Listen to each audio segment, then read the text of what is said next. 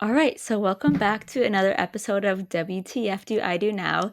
I am so excited to invite Melinda Tankard Reist to this episode. She has so much knowledge and experience in the whole background of porn industry and objectification and how it impacts women. And I don't want to botch your bio because I know you have done so much.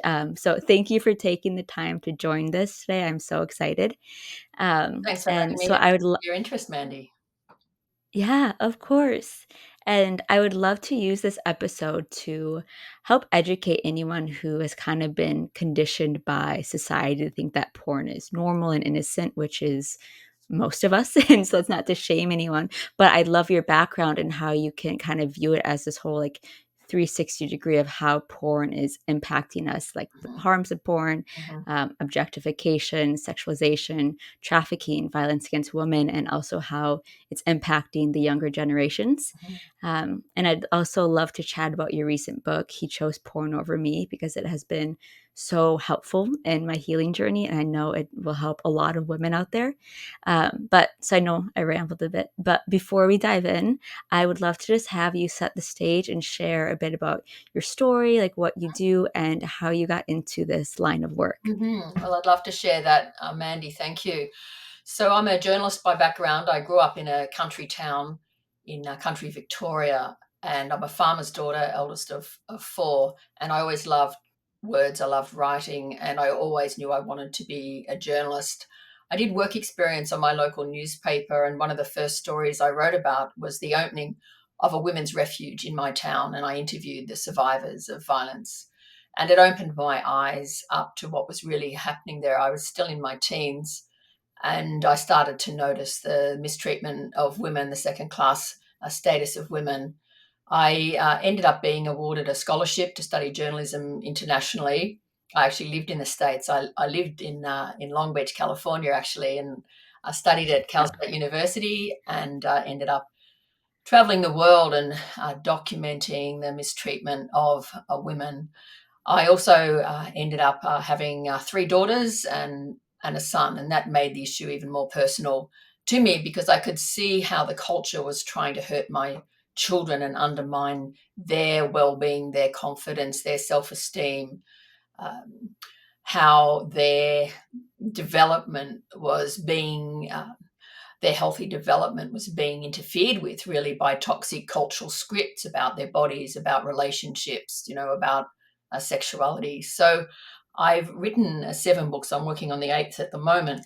But the third book was Getting Real, Challenging the Sexualization of Girls. And it was this book that really led to the birth of Collective Shout, because one of the contributors, who was a young woman struggling with body image issues, wrote to me after the book came out and said, this book is a collective shout against the pornification of culture. And that phrase leapt out at me. I loved it. I thought I need an excuse just to use those words, and contacted some women who I knew felt the same way.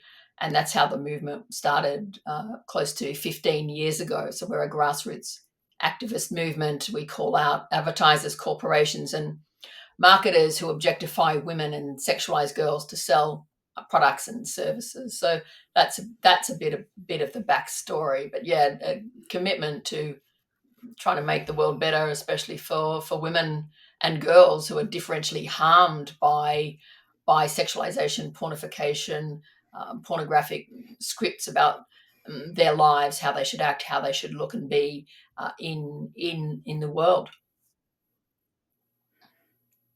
Yeah, thank you for sharing that. And what a journey you've been in, and it's such an important I love how you view, like, how sexualization, objectification is affecting women, Mm. because it's something I feel like I didn't really even pay attention to it until recent years in my life, because I feel like Mm. it's just been ingrained so much by Yes, societal conditioning of just the female body, and yeah, it's just so apparent everywhere, and once you notice it, I feel like you can't stop noticing it, yes. so, So yeah, thank may I you so ask much how for old your you work. are, Mandy?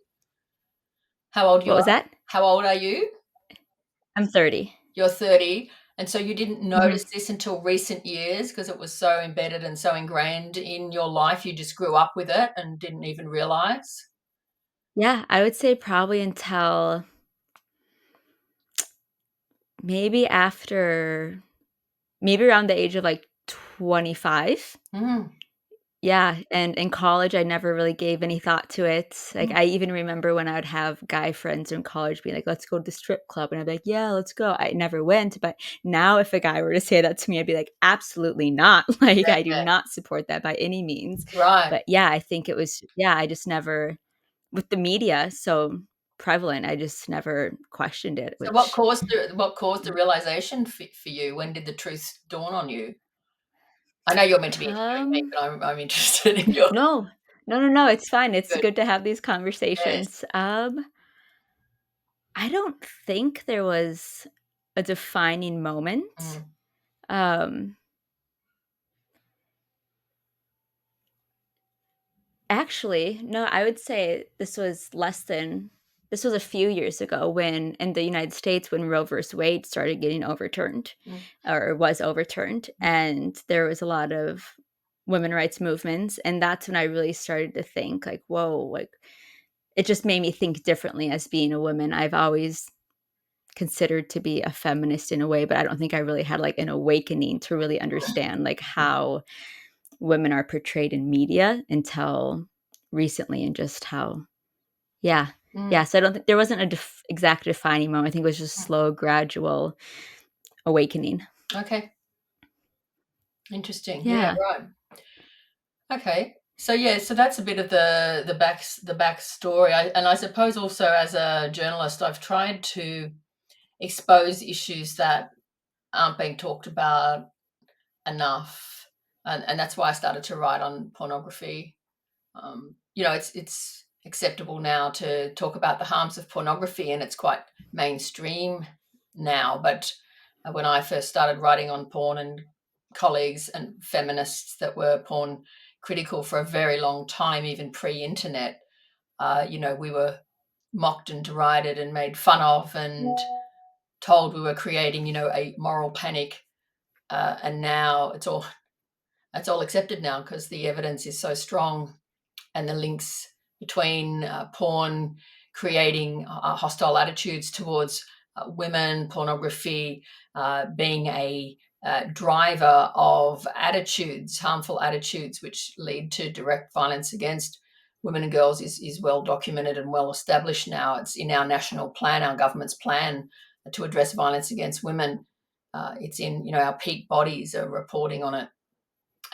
So we're not so lonely. We're not so lonely anymore in saying these things. Yeah, and I have so much respect for you for having talked about it even previously because even now when I talk about it, I still feel like it's like Mhm. I don't know, like, I still get nervous to talk about it because most of I would say most men Mm, and women, it's kind of like, oh, it's I feel like the normal excuse is like, oh, that's mm, just what men do. Like boys will be boys, boys need a release, which is something I actually found so interesting in your book that mm, reading a lot of the women's stories mhm, who found their husband's secret porn mhm. addiction and I have the book in front of me, and I wrote so many notes, like, of just That's things I could so relate to. great. Yeah, I was reading it So on the good. plane to LA, like, Yes, and in the airport, and, like, yes, everyone was just staring at me. I was like, "I that's don't care, this is great. fascinating," and I was just, That's like, great. underlining everything, Yeah, and yeah. sorry, I I digress, but a Can you hold common do you mind theme holding the book up again? I just wanna get a screen capture of that, to yeah, share. yeah, of the notes. Yeah, yeah, 'cause that's what I do to my books as well. That's so good. Can I get one with your face holding it as well, just so I can see your face as well? Or maybe put your face Can you see it? over the top of the book maybe. Yeah, that's good. That's great. That's great. That's really good for me Yeah. to see. When you came across this book, did you have an understanding that that women were already speaking out on this, or was this kind of news to you? So I came across it after I had already discovered my ex-partner had a porn addiction. Mhm. So I found that out about a year ago, and I found this book about maybe a month ago. Mm. Um, Oh, that's all. but I have never, Okay.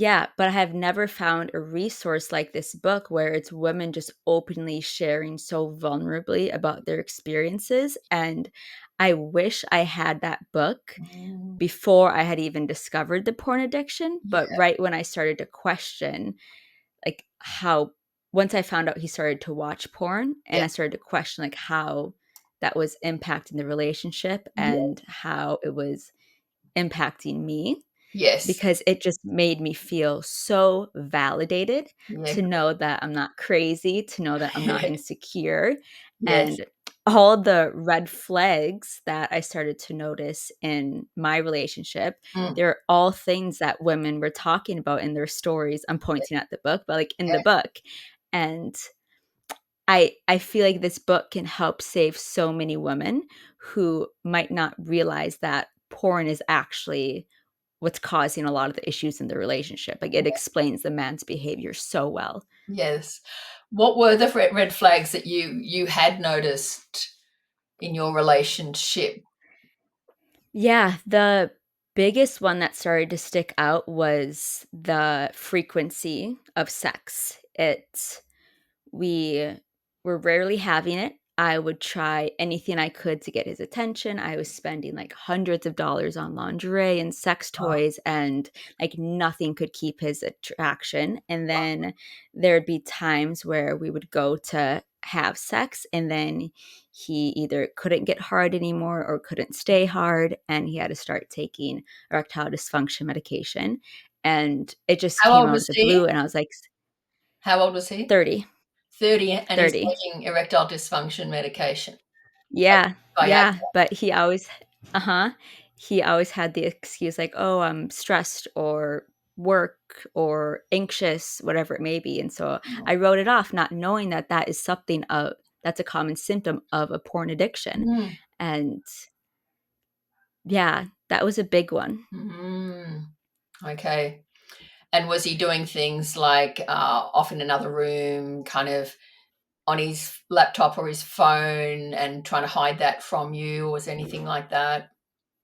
So there was I don't know how to describe this, but every morning I would leave to go to yoga. We lived together, and there were times where I would get back like, we would wake up, we'd both be up, like, around the house, whatever. I'd leave to go to yoga, and then I'd come back, and he'd still be, like, laying in bed, and I was like, "Why did you go back to bed?" Like, that was just weird, and why have you been there for the past hour and a half? Or there are times where I would come home from, like, walking our dog, and you could tell he had just masturbated and forgot to clean it up because there was, like, a towel on the ground, and the bed was you could just tell, and then I'd confront him, and he's like, "Oh, I always had excuses."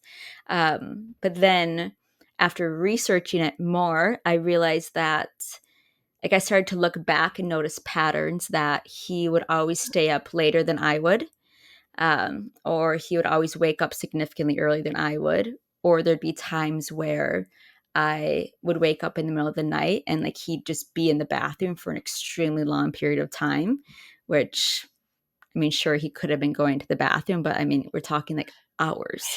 So, Gosh. but again, those were things I didn't know to think of, like, oh, maybe he has a porn addiction. Like, it's just, you can so easily just write it off, which is strange. When did you decide you couldn't put up with it anymore, and did he promise to change, or did he just accept that because he didn't wanna give up Of his course sport? he promised. Of course he promised to change. I laugh because looking back, he didn't. Mm, But I started to really get concerned about it when there was twice where we go to hook up and he couldn't get hard, and he's like, "Oh," and he was drunk, and he was like, "Oh, I just watched porn today." And in my mind, I was like, "Why are you watching porn? Like, I am here. We live together. This is weird." And then the final straw was when I saw he was showing me something on his phone, and I saw his last, like, search history was OnlyFans. And that just, like, that I remember just feeling so, like, flushed in the moment and just being like, "Oh my gosh, he uses OnlyFans." And when I confronted him, his perspective or his excuse was, "Oh, like, I've, like, watched porn here and there, so what's the difference with OnlyFans?" But to me, OnlyFans feels so much more like that just seems like a direct line for cheating. Like you're talking directly to the girls, you can ask for custom content, whatever it may be. So I probably brought it up, I don't know, maybe like 2 to 4 times. And actually, the first time I brought it up, he couldn't see my perspective at all. Like it ended up turning into a fight. And then by the end of the fight, he's like, okay, yeah, I'll stop. And then the day later is when I came home from a walk and I noticed he had just been masturbating in the bed.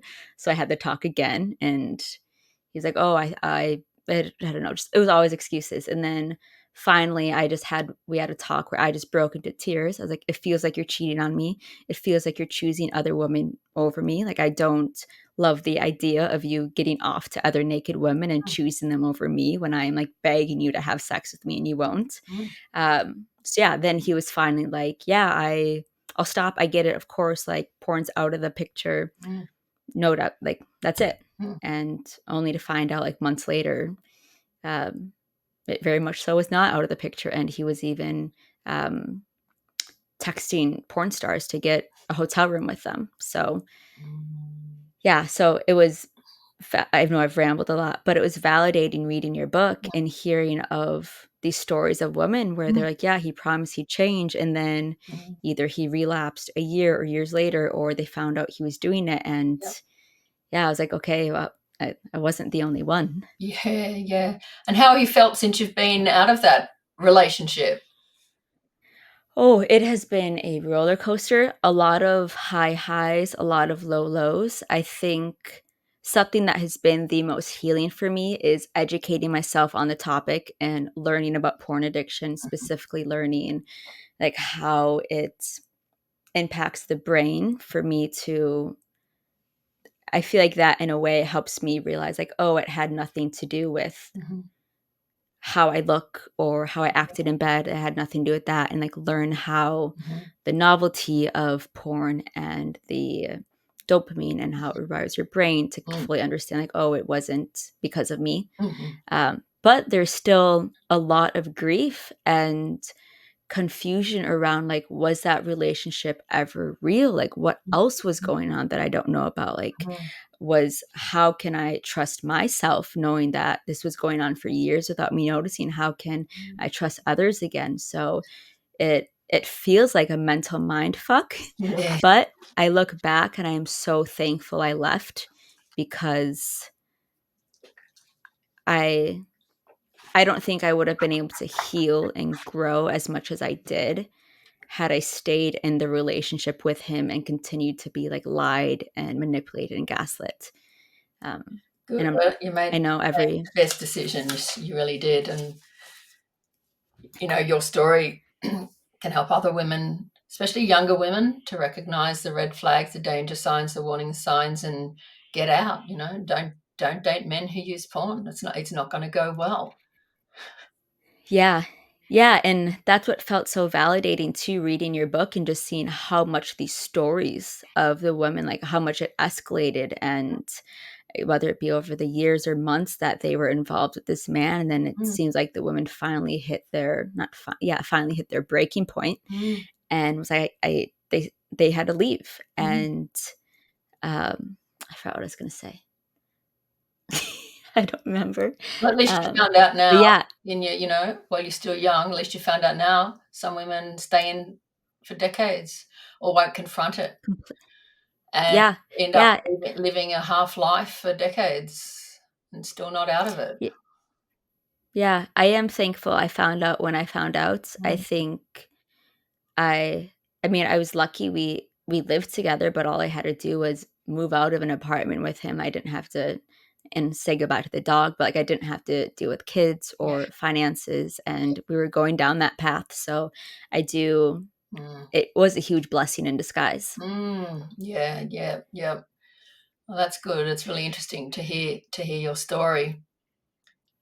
Yeah, and thanks for contributing to the Ask the Therapist series as well. We're hoping more women will benefit from that series with Canadian psychotherapist Paul Laverne. It was his idea because so many questions we were being asked so many questions when I was writing that book, and then when the book came out, and so Paul offered to answer them.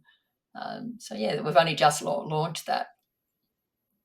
Yeah, it's such a great series. Mm, For anyone who's listening, I highly recommend going to her Instagram. I'll mhm, include it in the show notes, but she has a Ask a Therapist series where women are, as it sounds, asking, sending in questions and they answer it. And yeah, it's just been, I just think it's powerful to see that I wasn't the only one having these thoughts yes. and to know that other women are facing it too. It feels less isolating. It feels less, there's less like self blame with it. And to just see that this is such a larger Mhm. scale issue that I know you have been talking about it for a while, but I feel like we really are at this like pivotal point in society where I porn addiction is just going to continue to increase. And as a result, it's going to continue to affect a lot of women and children who find themselves in these relationships. Mm, absolutely. And that's definitely what's happening. I don't know what hope there is for young women, especially who are seeking relationships with men, to find a man who isn't impacted by porn, whose sexual development hasn't been stunted by porn exposure from very young ages. Uh, this is playing out everywhere. More women and girls reporting that men want to enact the signature acts of pornography on them. So we're seeing a global rise of choking and strangulation of women and girls. Even young girls in schools tell me, he put his hands around my neck without even asking. um, we're seeing Oh, more, anal injuries in teenage girls. Even doctors have oh, told me more teenage girls now are having to have surgery to correct anal damage. That even one doctor told me that a patient of hers had a colostomy bag and was a teenage girl. And girls aren't being warned about this. In the social media, wow. they're consuming, all the so-called girl power, uh, when Yeah. they can't even say no to these acts. And so what we're doing is we're grooming boys in this callous and brutal version of sexuality, and they think this is what girls want. That girls want to be brutalized, degraded. That if she's not screaming in pain, you're not doing it right.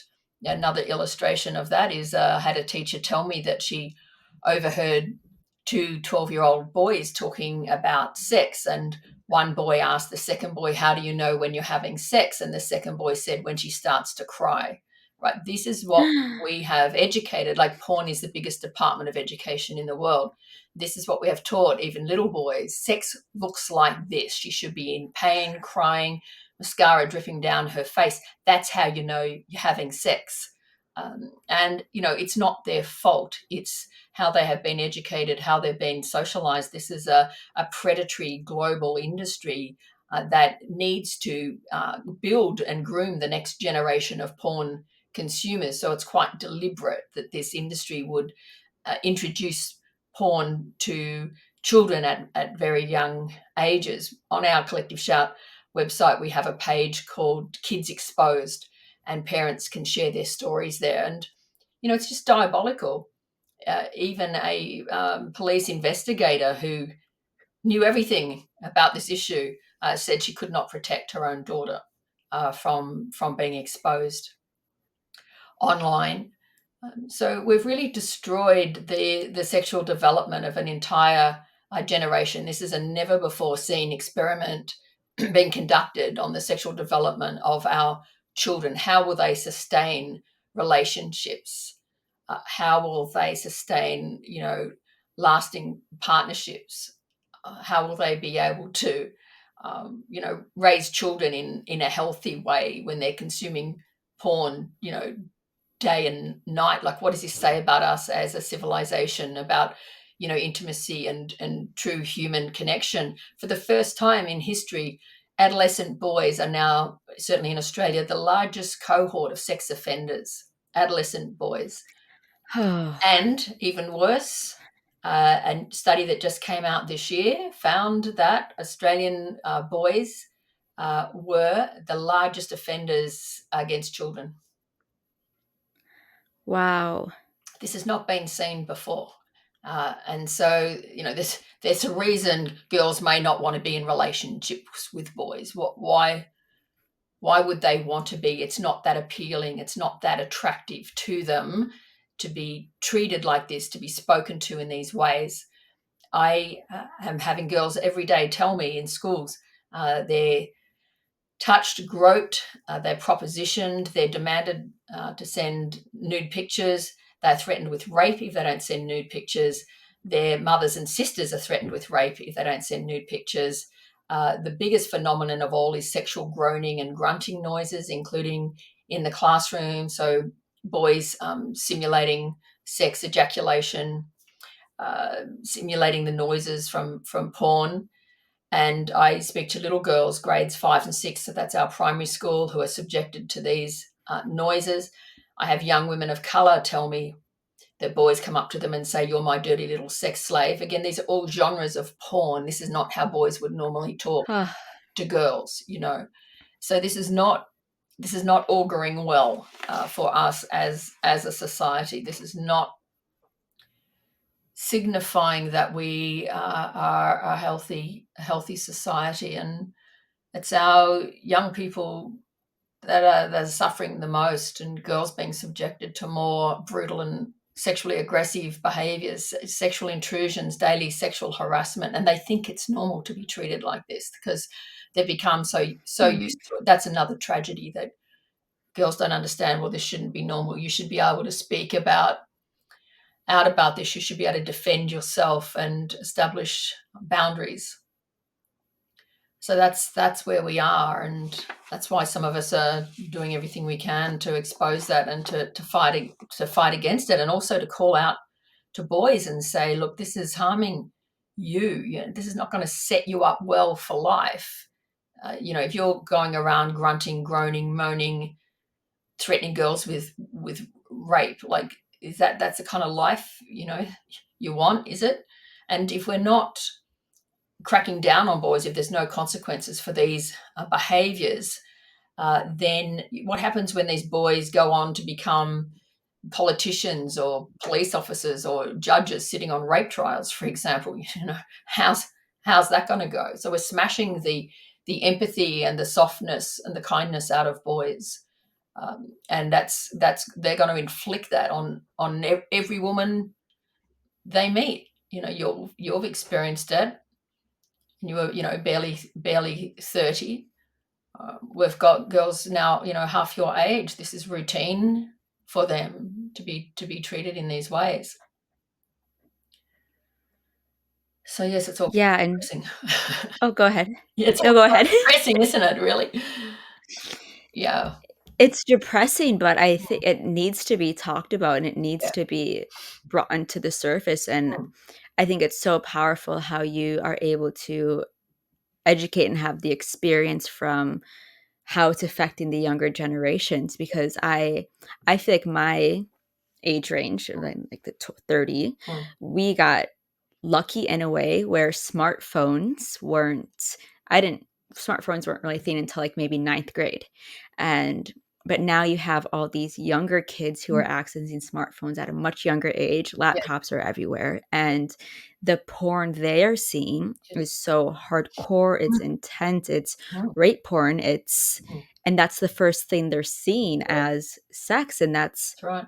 like you said, like porn is how kids educate Mm. themselves on sex. Of course, kids are sexually curious, and you're not going to go talk to your parent about sex. Like Mm. that's especially at a young age. So Mm. you come across porn, and Mm. I feel lucky that I didn't stumble across it when I was younger. I remember the first time I did see it, I was in about eighth grade, and I was at a boy friend's house with his two brothers and one of their guy friends, Mm. and they put on a porn video, and they were just laughing at the girl, making fun of her. Wow. And I vividly remember that. I've always remembered it. And I just remember feeling so confused Mm. and disgusted and Mm. embarrassed, and but I also remember like laughing along with them because that's what were doing, so Yeah. I thought I was supposed to too. Yeah. And so when I think about the porn that the young girls or young boys are now watching, and the woman doesn't say no, or if she does, the guy doesn't stop, and it's literally teaching young women like, oh well, the hot girls don't say no, so like I should allow it. It's like Yeah. I have to be cool like them, and if I want guys to like me, Yep. because unfortunately societal conditioning, we do want that like male praise, especially at a young age. Yeah. Like if I want a guy to like me, then I have to be willing to do all this too. Yep. And it's heartbreaking when you think about how this is affecting their brain. Their brains are not fully developed, and Yep. yeah, it's scary to see like how this is going to affect relationships and Mm, people and society as a whole. mm.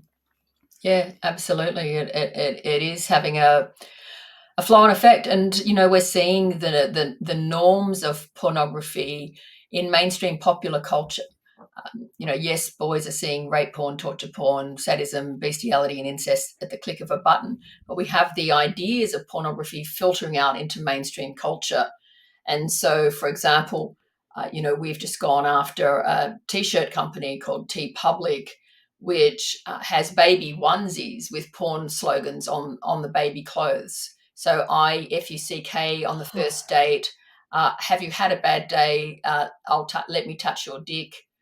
Um, Other, Wow. yeah, just some of the most disgusting references I've ever seen, and these are on children's clothing. And this is a mainstream company. It's registered in Australia, and it's global. We've just gone after them, and we've forced them to remove thousands of baby onesies containing pornographic slogans.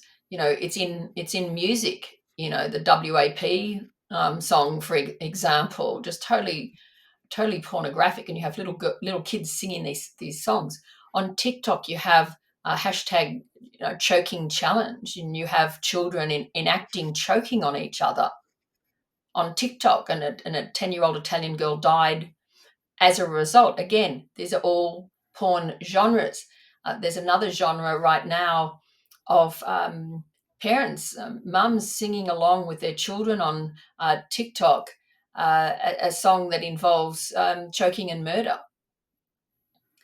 And they're dancing and singing to it, and they're putting the mothers and the children are imitating strangling.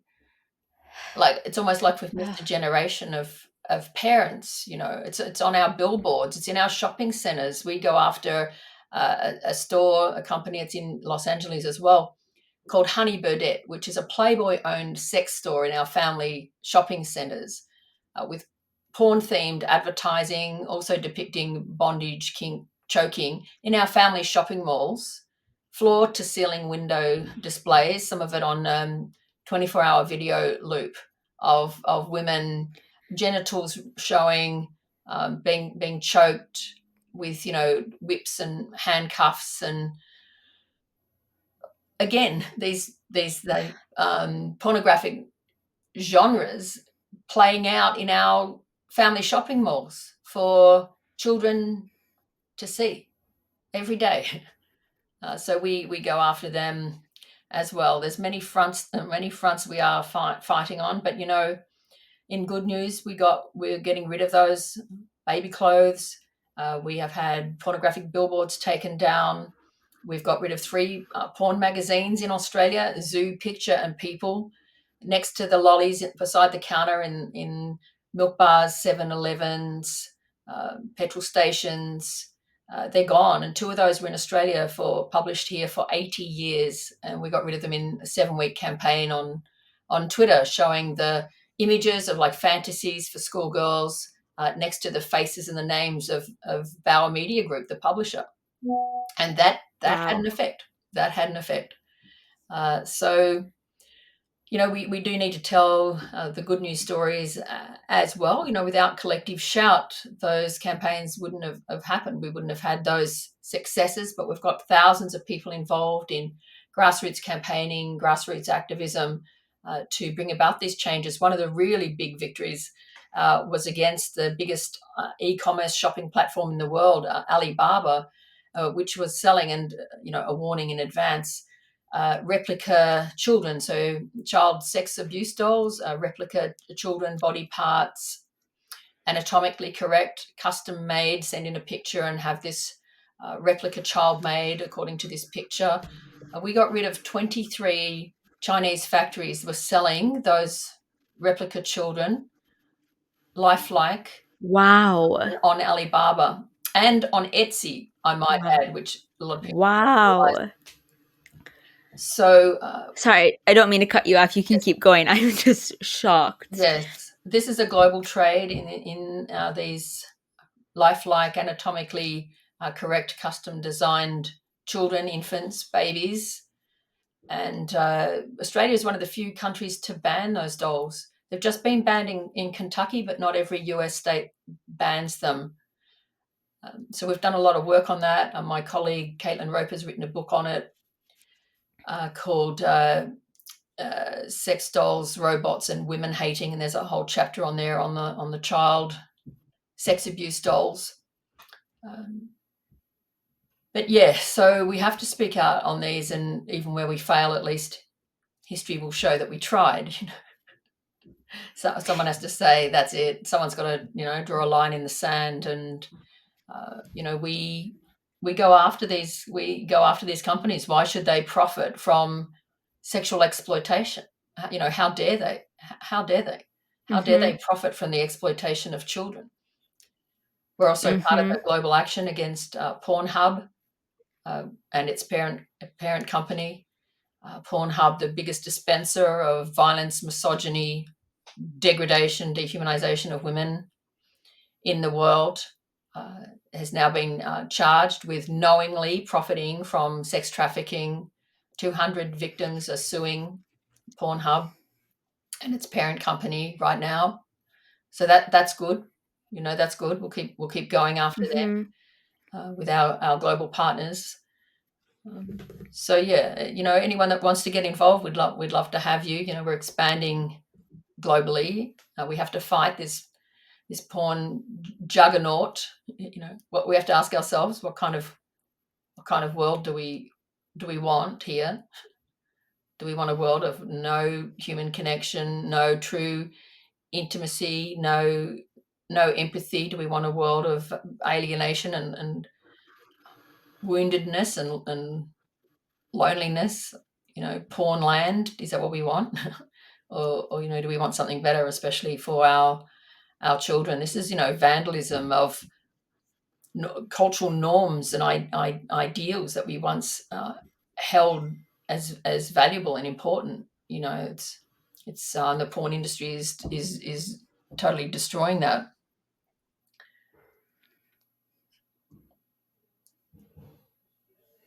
Yeah, thank you. First of all, thank you so much for the work you're doing. This needs to happen. I know the quote is like, be the change you wish to see in the world. And you're literally doing that. So thank you. Yeah, I personally didn't realize how impactful and violent porn was until I started researching it. Yeah. And part of me does wonder if there would be more women speaking up against Mhm. porn Mhm. if they actually knew how violent it is against women and how intense it is and how hardcore it is when Mm. you go on porn websites. I think the stats that's like Mm. 97% of all like physical violence and aggression Mm. in porn is against women committed by men, Yes. which just and I also don't want to deny the fact that there are also women who are addicted to porn, and I don't want to shame them for feeling bad about that. Mm. But just knowing that the primarily people who are addicted are men. Yeah, it Sorry, it manifests looked like you. differently. It manifests very, very differently. It's not girls going up to boys and trying to strangle them and ejaculate on their faces and threaten them with rape if they don't send nudes. It's not even Mhm, comparable, and the pathways aren't the same either. Uh, the little bit of research out there shows that for women, often they're doing it because the partner wants them to, or like you said, the hot girls don't say no.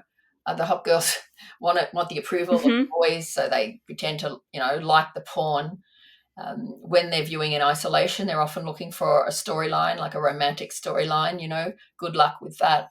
But it manifests differently. It's not girls showing up in our global statistics as being the largest cohort of sex offenders against children, for example, So yeah, Mhm. not even comparable.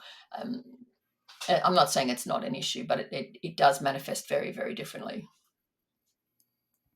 Yeah, and that's such a good call out too, just to show how there's more violence when it's the man who's the addict compared to the woman. It's not. I Mm, mean, I haven't heard of a case where mm. a woman goes and Yeah. sexually offends a man. Tragically, the most popular genres of porn are the most violent, and even the porn producers themselves say they've got to produce more and more hardcore violent porn because the consumers have just become so desensitized to what was produced, previously. So it's Yeah, taking us yeah. I interviewed. unimaginable Oh, go ahead. places. It's taking us into just unimaginable places. I always think I can't see anything worse, and then I see something worse than I'd already seen. And so, yeah, go ahead. Yeah, I interviewed a sexual addiction therapist on the podcast a little while ago, and he was addicted to porn. He's very open about that. And now he helps people overcome their porn addiction. And he was saying about almost all of the men he worked with, they are now watching porn that they used to be really disgusted and turned off by, but now it's the only thing that gets them excited and aroused. And I think that is what is so one of the things that is so scary about Mhm. porn is I don't think many people realize that it's you become desensitized to it, you become numb, Right. similar to cigarettes. Maybe you just Mhm. start with one cigarette and then eventually you're smoking like 2 packs a day, and Yes. that can happen with porn too. But it might be you watching it more often or more extreme, and you just need something to feel aroused to, which Yes. is terrifying. Like, at what point, when does it stop? That's right. This is where they end up in consuming child sexual exploitation material, which might have been repugnant to them in the beginning. And they wouldn't identify as, pedophiles, but porn has created appetites in them that they didn't have before. And I've spoken to men like this. Never thought that they would consume child exploitation material that was repulsive to them, and then they end up doing exactly that and becoming part of online groups and online forums of men who share this content because now that's all that will arouse them. Thus, the trade in the bodies of small children to make this content. Australian men are in the third highest consumers of child exploitation material. And this is live sexual exploitation, live child abuse of primarily children in the Philippines who are used to generate live sexual abuse for men to watch online live. They pay, Wow. like $5 or $10 and see the child and direct the way they want to see the child being abused. And this is a global trade as well. It's called live distant child abuse, which I've called pay per view torture. I've written about this for the ABC. So yeah, Australian men are in the top three of consumers of that content, and they live and walk amongst us. There's another new study that came out in Australia that found that 1 in 10 men admitted that they would abuse a child if they thought they could get away with it. Again, That's a lot of men. this is a lot of men. Wow. This is a lot, and this won't just be Australia. This would be replicated globally. Australians, we're not outliers on this, you know. Yeah. So Oh, they live and walk amongst us, and porn is really a huge driver of crimes against humanity, and I don't believe that's an exaggeration to say that. I'd love to see a global civil action on behalf of all women and girls in the world against the porn industry for its crimes against humanity, particularly against women and girls, because every woman and girl is endangered by this. Every yeah, woman and girl, like completely. no woman and girl is safe because of the world porn has created. I agree. Even while reading your book, that he chose porn over me, and reading some of the women's stories where it seemed like the relationships, they always started out as these, like, beautiful, fun, Mm, loving, picture perfect relationships. The yeah, guy was empathetic, and it was just great, and then slowly over time, it just, like, yep, gradually eroded, and yes. there were instances of women being sexually abused Mm, in their relationships, yeah, and that even just shows how porn mm, can affect everyone who watches it, even if they are mm, this great, loving, charismatic, empathetic, s sympathetic man, whatever. Like, yeah, my ex, he was totally like that. He was a yes, great guy, and, I mean, minus what he was doing behind my back, but I say this because I don't think a a lot of people ask me, like, would I date a man who watches porn mm, again? And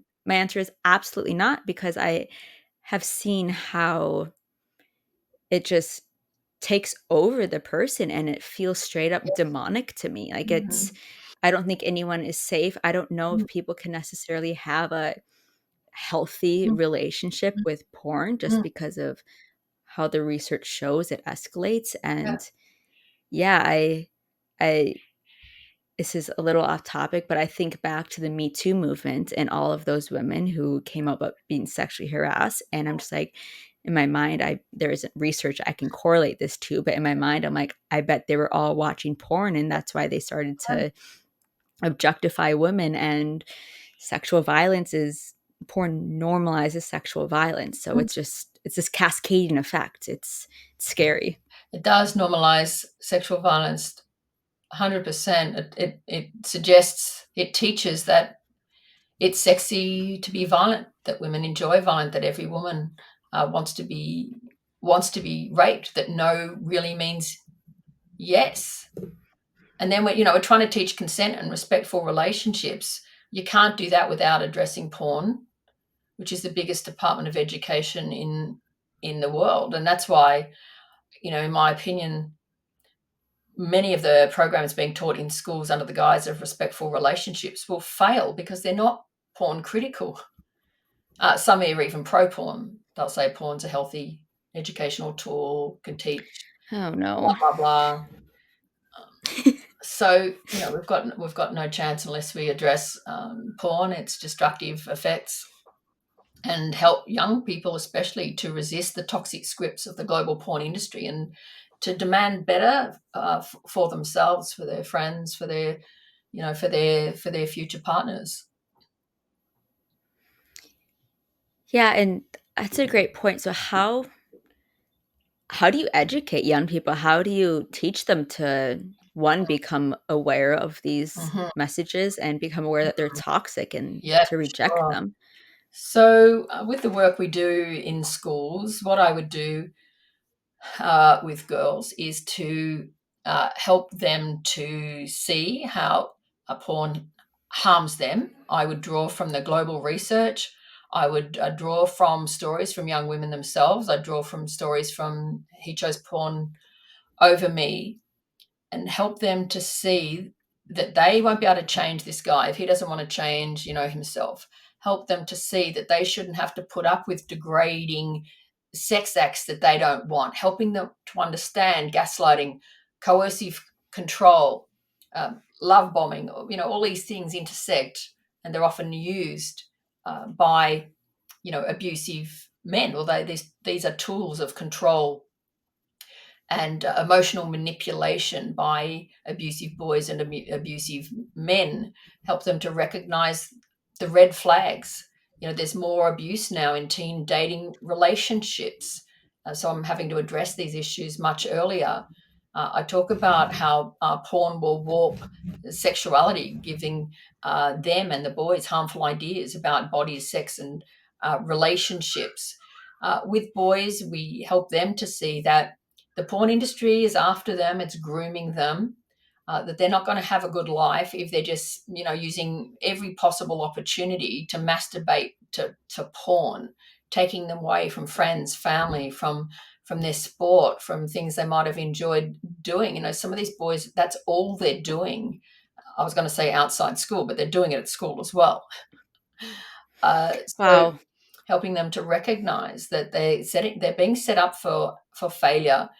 um, we talk about erectile dysfunction happening in younger and younger ages. I mean, I wish we could just appeal to the boys on the basis of ethics and tell them you've become a patron of the global sex industry that traffics women and girls. Every download is driving the global trade in the bodies of women and girls. So you're a patron of that industry. You know, that's an argument that I've used, and I've had boys tell me they've stopped using porn as a result. But sadly, not all boys are moved by an ethical argument. Their consciences have been too affected. So then you say, well, your penis might stop working. Oh, suddenly they're interested. You know, you might not be able to get it up, lad. Suddenly he sits up in his seat.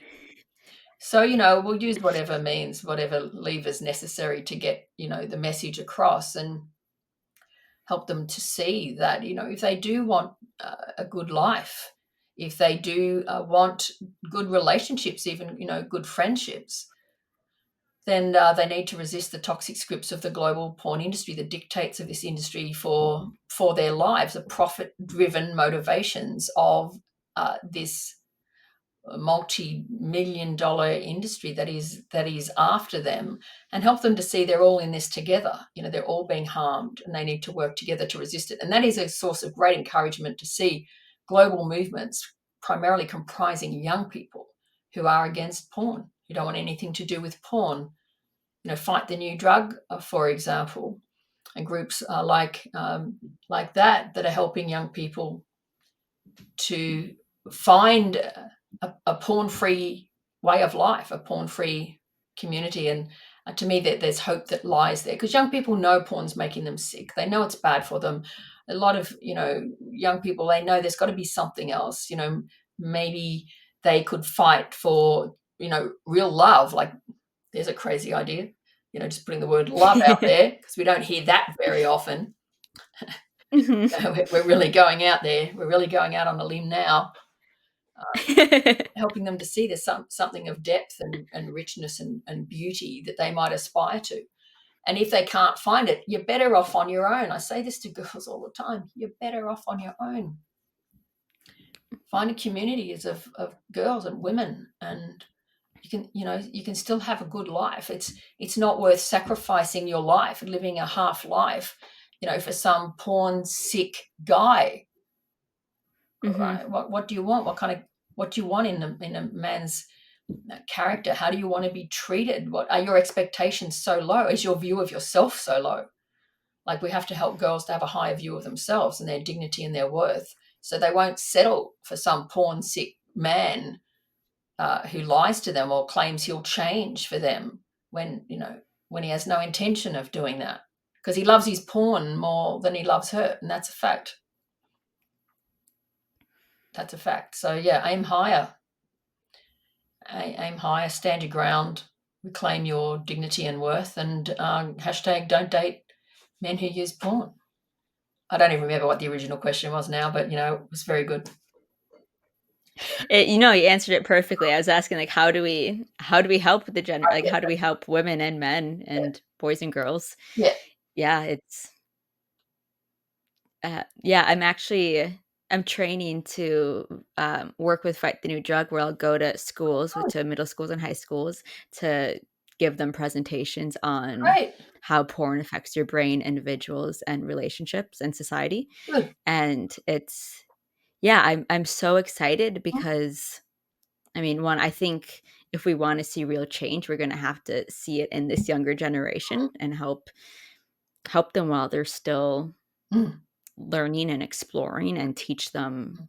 right from wrong, Yeah. or that their penis won't work. And so maybe that will encourage them to Mm, not want to go, although I won't be saying that with Fight the New Drug. But yeah, I also loved the point how you were saying how, to just help girls realize, mm, like, abuse mm. and love bombing and manipulation. And I mean, I was in my upper 20s in a relationship where I didn't even realize I was being love bombed and manipulated and lied to and gaslit. And it took me a while I started to, like, have a gut feeling something was going on.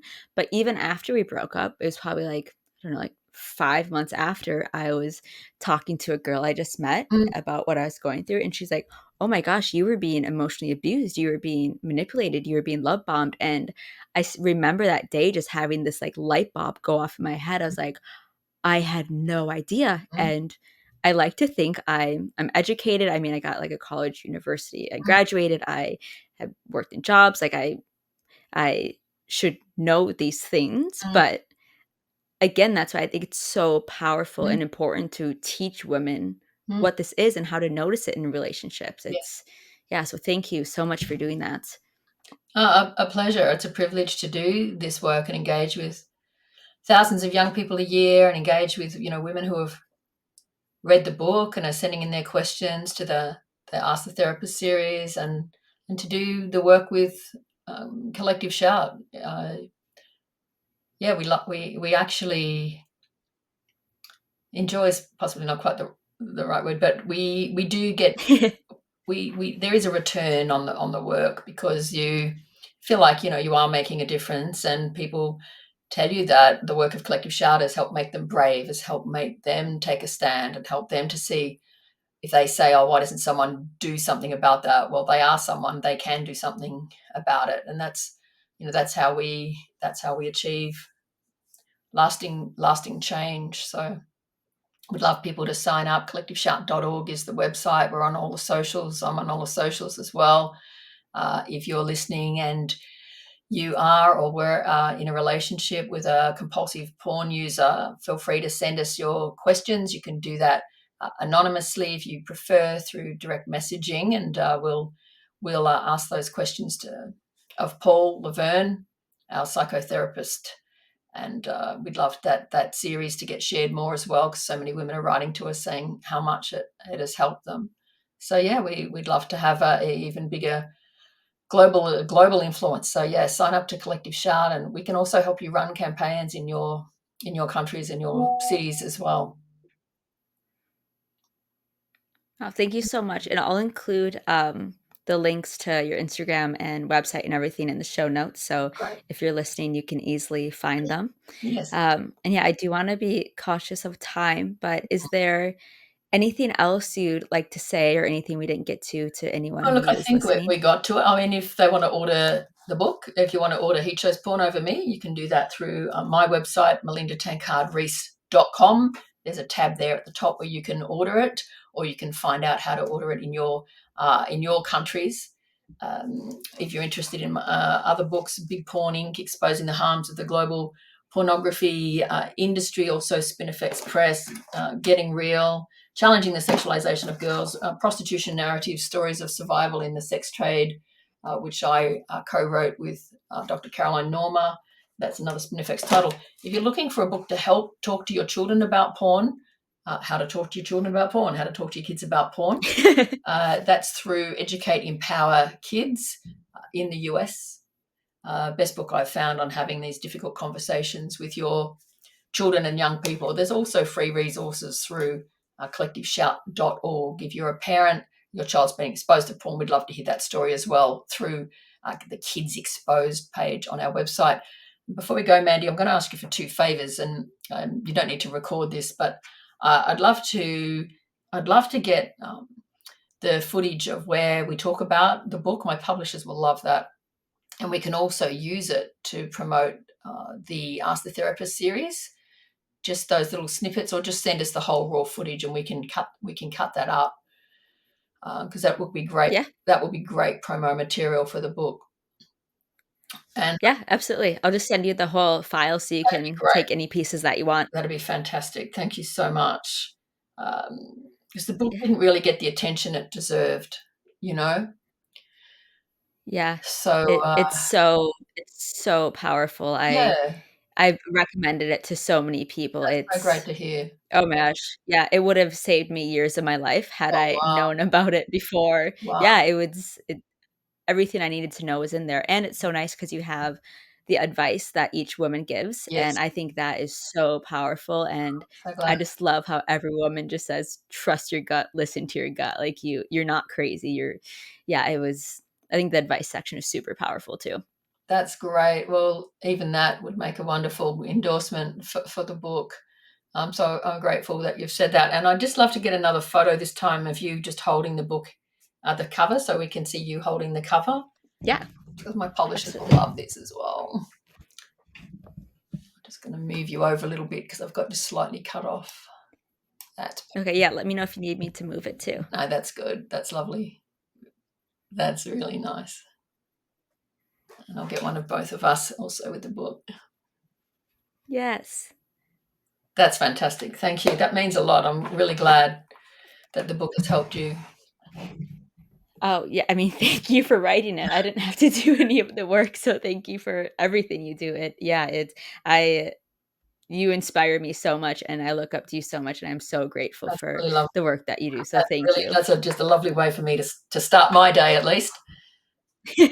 Oh, good. Well, feel free to stay in touch. We've got your question going out this week, actually. Uh, Oh, exciting. Paul's just sent me his answer, his response. Oh, I'm so excited. Yeah, yeah. Uh, yeah, it'll be dropping on, I think it'll be dropping this Sunday. Ooh, I'm excited. And if you want, you can, of course, like, tag me in it too if you just want more eyes on it, Happy whatever to tag you in works. it. It's totally up to you because most women want to be anonymous, but if you want to be tagged, that's totally fine. Oh, yeah, I'm okay with it. Yeah. I'm open. I think it will encourage more women to speak up too and get curious about it. Yeah, no worries. And I really like the name of your handle and your podcast, by the Thank you. It's just a question I was asking myself every day, so way. That's great. I like it a lot. Ooh, Fantastic. I'm gonna stop I'll recording.